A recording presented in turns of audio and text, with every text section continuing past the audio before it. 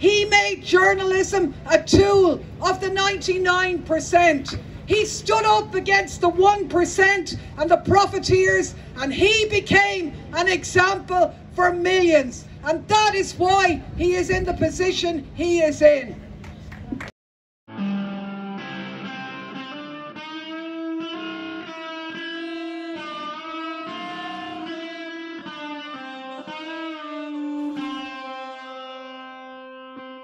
Legal avenues exhausted, his health deteriorating, extradition proceedings under the Espionage Act. And of course the EU and US have moved on from the terrible wars that he has exposed. We are standing in front of the embassy, speaking out for Julian, setting free. Because it's the very same lies that you're hearing now about Ukraine. Everyone knows the lies have been exposed in terms of Afghanistan. Nobody calls that a success anymore, so we just don't talk about it. We turned the back on the people there that we were supposed to care about. We robbed their money and we starved them with sanctions. But it takes decades to crush an idea or crush a movement. That is what they are trying to do, and that is why we are here, because we will never allow that to happen. They may invoke massive cruelty on this one man, but we are the voices of the millions globally. We will stand by Assange. We will never give up until he gets his freedom and we get a peaceful and a better world.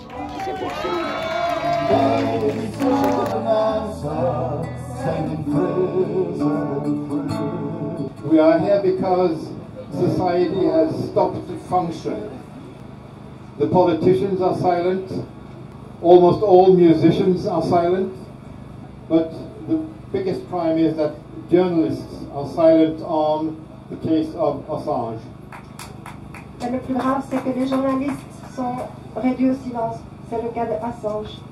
We're in Brussels, in front of, behind the stage, we're backstage, of a Julian Assange rally.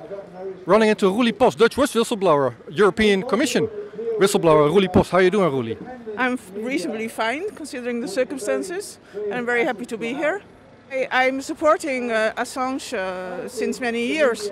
Also the book which was presented here from a few years ago, I was a co-signer of the joint letter asking for the release of Julian Assange. Well, of course, first of all, because he brought out so many truths.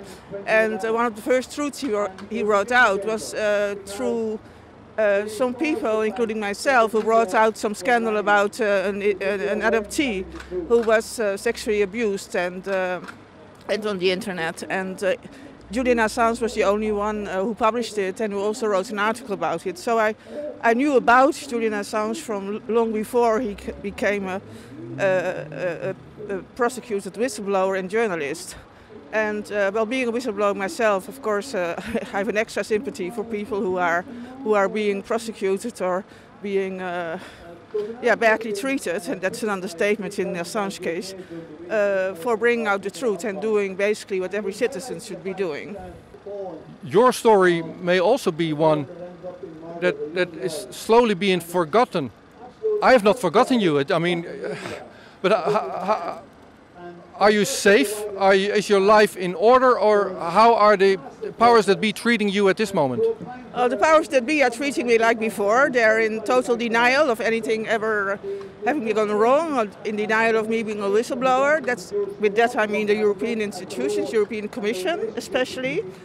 At the same time, during the last years, because it's 5 years ago we spoke, during those 5 years, the Dutch National Parliament has adopted a decision, a motion, unanimously about me in my support.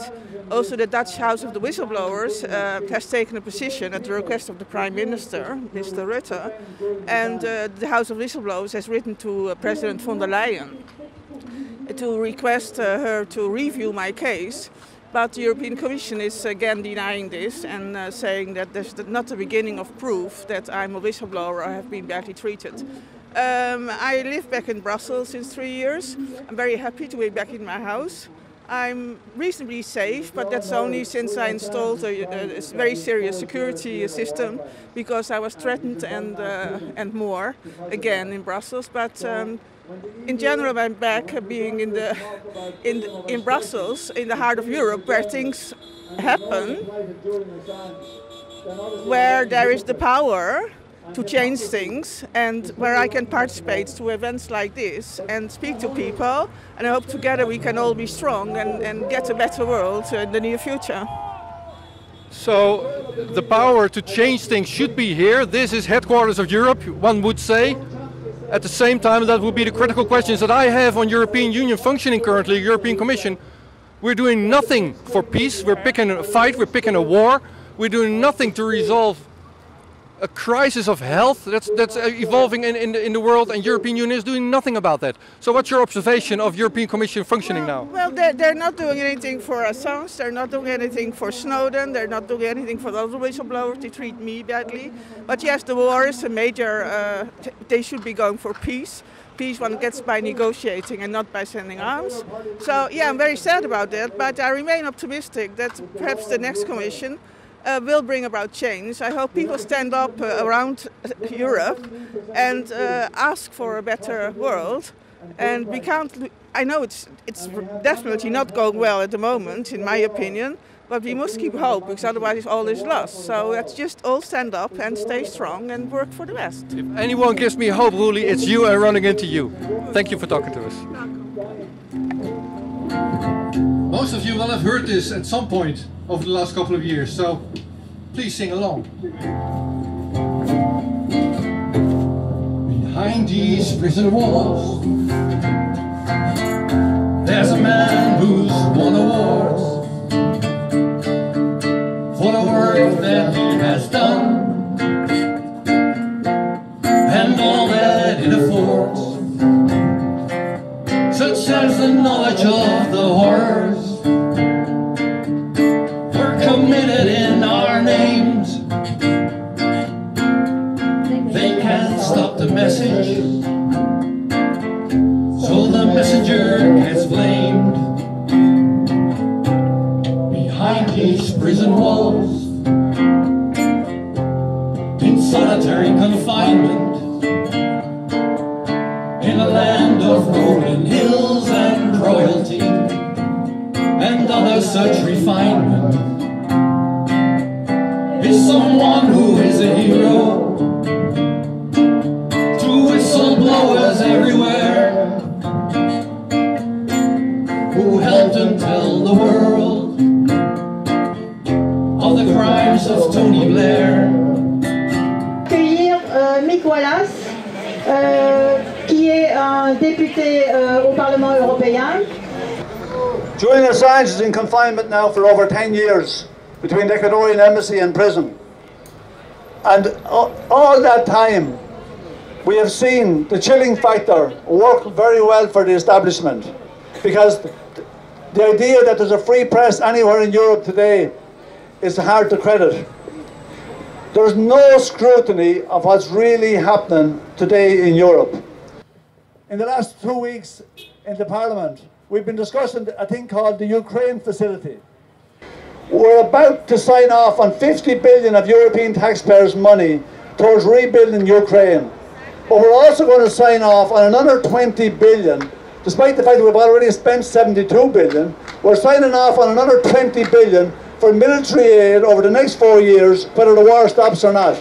So while we're actually pumping in 20 billion on one end to make sure the war doesn't stop and the destruction continues in Ukraine, we're going to spend another 50 billion rebuilding it, and the media had nothing to say about it? What the fuck is wrong?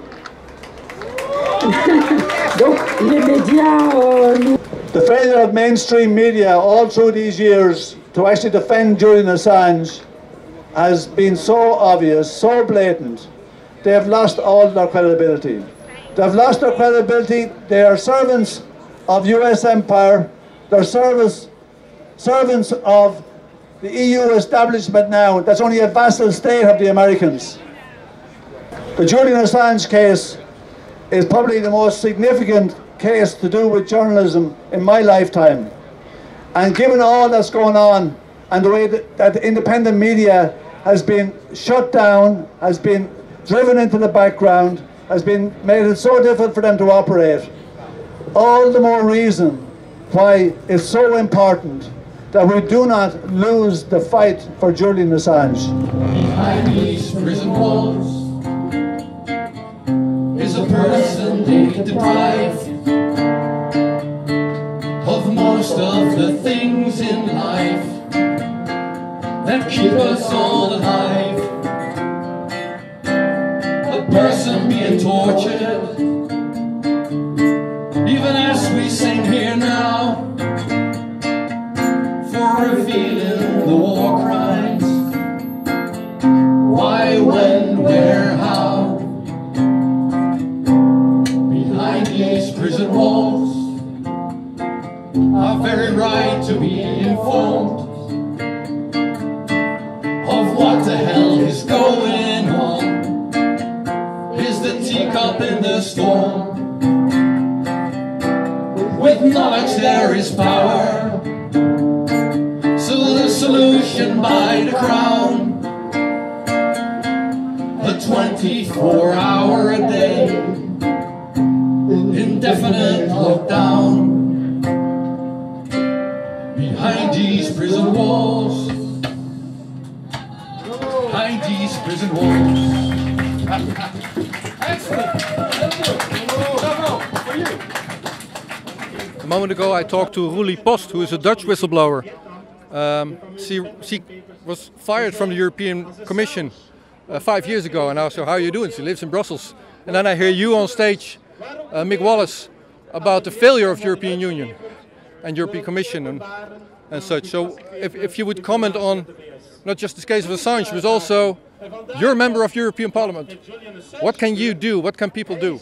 Yeah, look, I mean, it's not easy, and I think people need to remember all the time that politicians never change the world. It's for the people. The people have to stand up, they have to take to the streets if they want to make a difference. Europe is not going in a good direction. Von der Leyen gave her State of the Union address last week down in Strasbourg, and she was speaking to less than 10% of the people of Europe with her speech. It was a load of nonsense. She's speaking to the elites. She's not representing the people of Europe, the citizens of Europe. She's representing US empire with her battle with Russia, which isn't actually in the interest of the Europeans. Cost of living has gone up 17% in Europe, and they're prepared to sacrifice not just the working class people of Ukraine, but they're prepared to sacrifice the citizens of Europe for an imperialist war. I mean, we don't support the Russians and we don't support the Americans, but we think we should be supporting the citizens of Europe, and von der Leyen is not doing that. So my parents only watch the 8 o'clock news and see Ursula on TV and don't see you. When I see you, that gives me hope. But you say public support is declining already for the likes of Ursula. Yeah, I tell you what, last June of last year, when the war was only 4 months old, there was a huge survey done by the European Council for Foreign Relations, an EU body, and they found that over 70% of the people, they choose peace rather than continuing to punish Russia. Over 70%, and that figure grew to 80% before the autumn. And myself and Claire Daly had an amendment twice in the plenary in Strasbourg to the Ukraine resolution, and our amendment said that we called on the EU to maximise the potential to bring about dialogue and diplomacy with a view to ending the war and establishing peace. 80% of the politicians in the European Parliament voted against that. 80% of them, right? But 80% of the people are saying they want peace and they don't want war. So who represents who? The politicians of Europe do not represent the citizens of Europe. But sadly, the mainstream media will make sure that the majority of the people getting back into the European Parliament will be of the same ilk, and it won't change much. Unfortunately, less than 50% of the people will vote, and unfortunately, the poor people and the young people are not voting, and they are the people with the potential to change it at the voting process. But as I said again, don't expect the politicians to change the world. The people have to change things for the better, because Europe is going in the wrong direction now. We want a European Union, but we want one that serves the interests of the people, not one that serves the interests of big business and elites. final question will be, I just talked to a member of Dutch Parliament not too long ago, Wiebren van Haga, and he said this job of mine, this is the hardest and most depressing job that I've ever held. How's your job as a parliamentarian in Europe? Yeah, listen, I mean, it was obviously more enjoyable in construction. I spent all my life in construction. But listen, I do my best. Myself and Claire Daly work very closely together. And we're trying to make a difference in a positive way, and we're trying to change things. We see serious problems with how the European Union operates. We're trying to change it. We never promised that we could, but we'll certainly try. Whenever I see your face on television or on my computer or online, you're a beacon of hope. So thank you for that. Thank you very much. Thank you. Are we ready? Yep.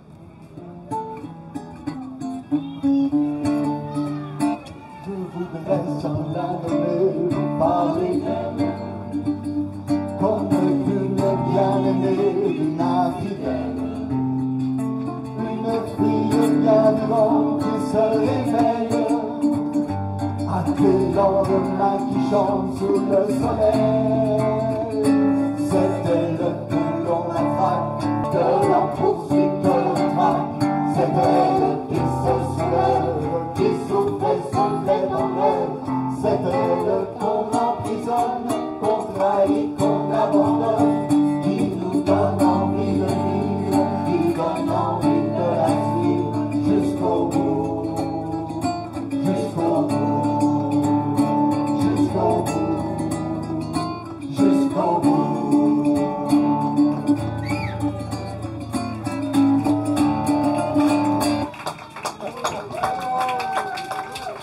Het gaat hier vandaag over saamhorigheid. Dagje zonder hemel. Rustig ligt niet. Wat normaal maken is wat niet is normaal. Every nation in every region now has a decision to make. En dan ook geen hel meer. You think I'm joking? Predator drones. Dat is best makkelijk. You will never see it coming.